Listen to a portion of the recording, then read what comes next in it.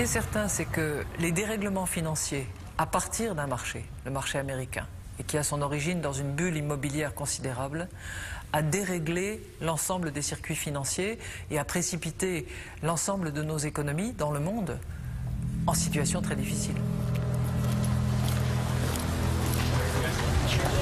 The reaction of the Europeans is, for the most part, is very aggressive, very accusatory of the United States.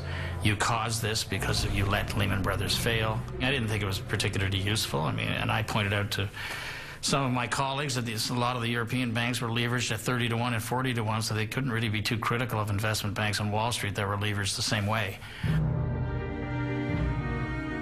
The G7 finance ministers met President Bush the next day at the White House. He acknowledged that the United States bore the chief responsibility for causing the crisis and promised that the U.S. would change its ways to help clean up the mess. The finance ministers left the White House with a new plan that was agreed to by all G20 finance ministers, the World Bank, and the International Monetary Fund. So by Saturday night, everybody in the financial world that had anything to say in government or in the central banks had endorsed the plan. I think actually that's quite positive news in terms of world government. Former Canadian Prime Minister Paul Martin says world leaders were struggling with how the game of international finance had changed. The best example, I think, in many ways is, is this person buys a house in California, pays twice as much as he can afford and twice as much as the house is worth on the basis that the value of the house is going up. He gets a subprime mortgage, and it defaults. And what happens as a result of his default? Asian markets crater, and municipalities in northern Norway are declaring bankruptcy. That is an interconnectedness which I don't think anybody fully understood. Far from the corridors of power, some countries were immediately devastated by the global financial collapse. Iceland was headed for bankruptcy and ruin.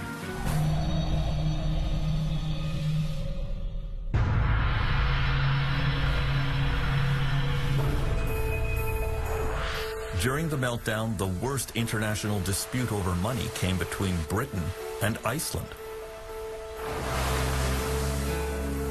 Iceland flew higher and crashed harder than almost all other countries. In the boom years, Iceland had privatized its banks.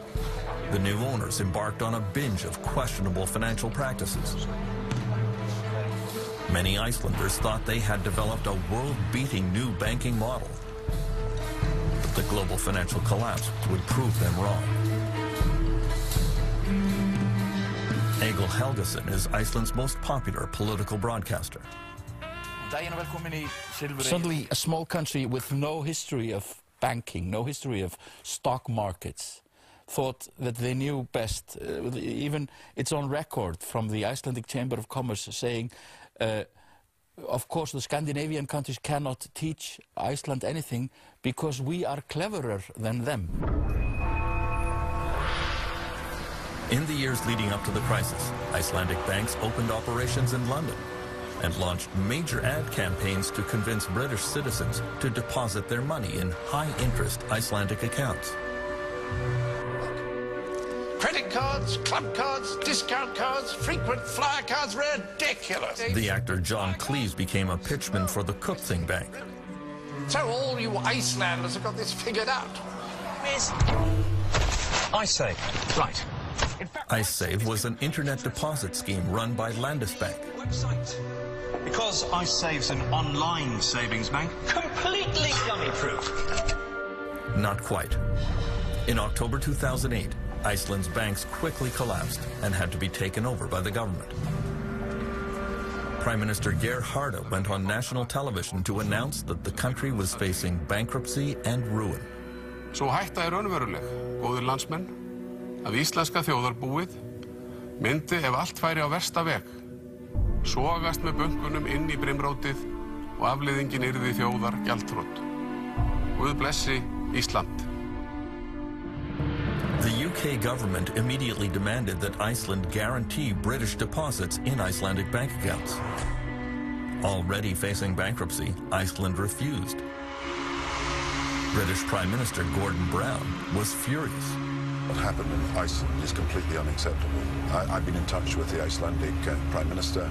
I've said that this is effectively illegal action that they've taken.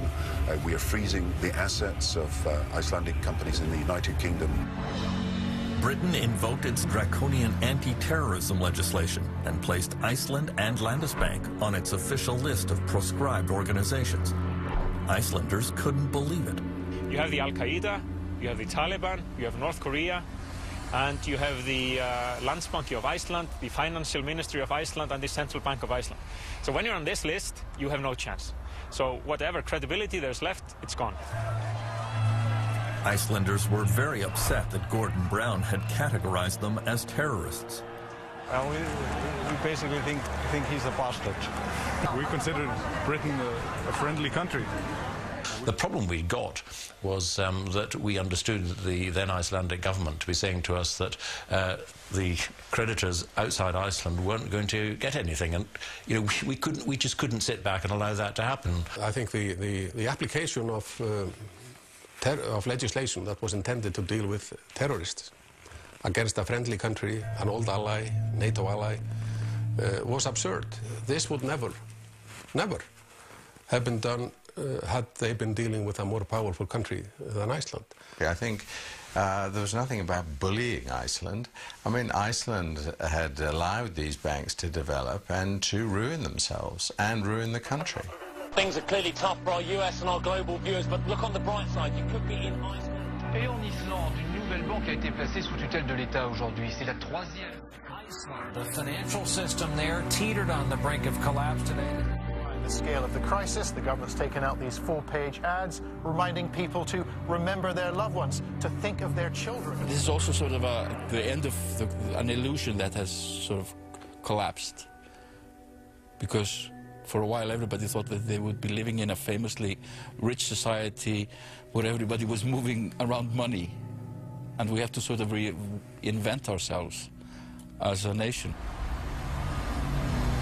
The financial meltdown triggered an epidemic of unemployment around the world. Perhaps the most astonishing collapse was in China.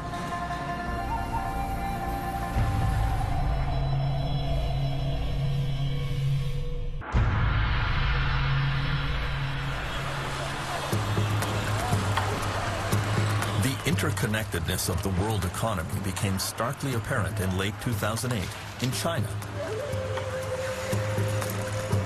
Shaoxing is China's textile capital and was among the first places to be hit by the full impact of the global financial crisis. The story begins with Tao Shulong, the millionaire owner of this textile plant in Shaoxing. Tao's factory employed 4,000 workers in an industrial compound that covered the size of several football fields.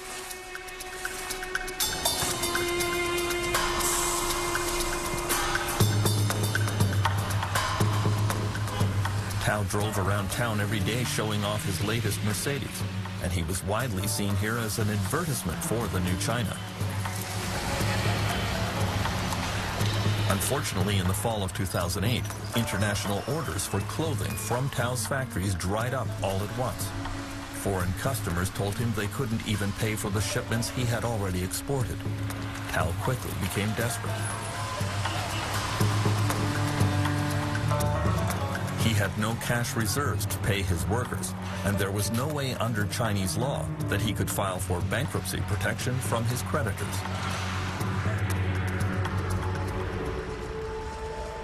And so late one night in October, Tao sold his Mercedes, burned the financial records of his companies, and disappeared into the night.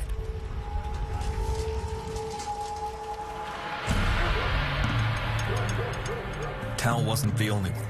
Dozens of Chinese factory owners did exactly the same thing. There was a wave of bankruptcies in the Chinese industrial sector in late 2008, and millions of Chinese workers were suddenly thrown onto the street. Many textile and toy factory workers were owed months of wages. 那我们就一家人闹呀， We just want to be paid what we deserve, and we are not asking for anything that we do not deserve. The thing to remember about Chinese industry and Chinese companies is that they're highly reactive and responsive. You think these are companies that can turn around a toy design and make it an export before Christmas, sometimes in a matter of weeks. And they're exactly the same. When orders start falling off, they close very quickly. And there is sort of instant reaction to lack of profitability, which is fire all the workers.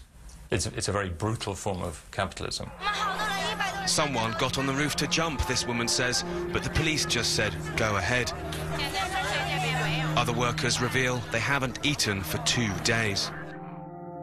Han Dongfang is a labor activist in Hong Kong who hosts a hotline radio show devoted to workers' rights. He says China's labor unions were of no help to the laid-off workers because those unions operate as virtual branches of the government. They never thought how to represent the workers, how to help the workers. So therefore, everything they react in a way that the workers don't really need. By Christmas 2008, there were an estimated 15 million unemployed workers in China. Thousands of factories had closed suddenly. Demonstrations broke out in several cities. Some police cars were overturned. Millions of angry workers demonstrating in the streets is about the worst nightmare for China's communist government. The interesting thing is that the Communist Party was extremely worried that that might happen. And it's always worried because its legitimacy, the legitimacy of the Communist Party of China, depends absolutely on delivering economic growth. And if you talk to Communist Party officials, they will admit that. They'll say, look, if we don't deliver economic growth, there's nothing else, because we're clearly not really communist anymore ideologically. We have an essentially capitalist economy. And if we don't make it work, then we are the ones to blame, and therefore we have to keep delivering economic growth. So they're very sensitive about any form of unrest.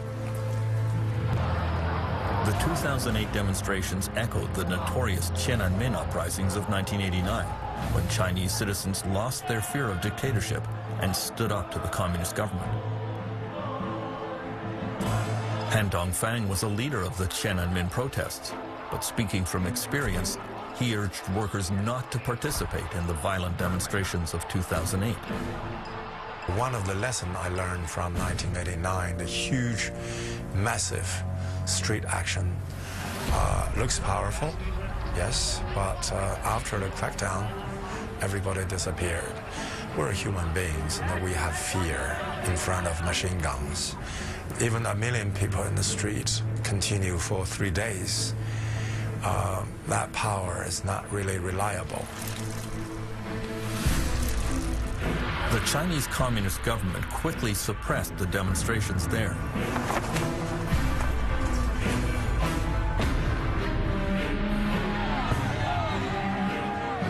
But by the end of 2008, workers around the world joined the global protest against the economic devastation brought on by the financial meltdown. In Iceland, demonstrators pushed for the overthrow of the government. In France, some bosses were kidnapped and held hostage by angry employees. The victims of the crisis were fighting back.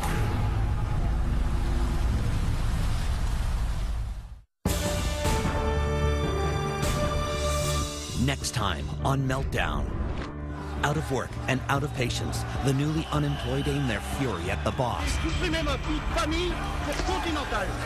While CEOs make do on less enormous salaries, tent cities and soup kitchens are still growing. It's getting worse, and it could get a lot worse. Those who can least afford it are paying the price. Meltdown, next time on DocZone.